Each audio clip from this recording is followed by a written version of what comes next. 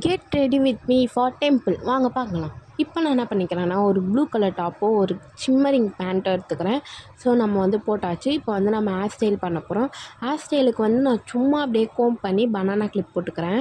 First நான் அதுதான் try பண்ணேன். எனக்கு நல்லா தான் இருந்துச்சு. பட் இப்போ அடிக்கிற வெயிலுக்கு நான் இப்படி போனேன்னா அவ்வளோதான் நான். ஸோ அதனால் நான் வந்து சேஞ்ச் பண்ணிட்டேன்.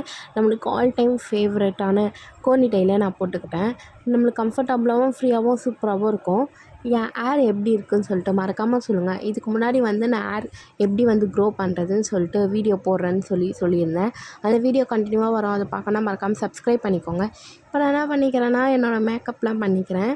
ஒன்றும் இல்லை, சன்ஸ்க்ரீன், மாய்ஸ்சரைசர், அதுக்கப்புறம் வந்து லிப் பாம் போட்டுக்கிறேன். ஐலைனரும் மஸ்காராவும் போட்டுக்கிறேன். மஸ்காராவும் போட்டு நான் வந்து கம்பல் மட்டும் போட்டுக்கிறேன். நான் வந்து செயின், ஒரு சிம்பிளான செயின் எடுத்து போட்டுக்கிட்டு நம்மளோட ஷால் எடுத்து போட்டோன்னா அவ்வளோதான். நம்மளோட லுக்கு கம்ப்ளீட் ஆயிடுச்சு. இன்னொரு வீடியோவில் பார்க்கலாம்.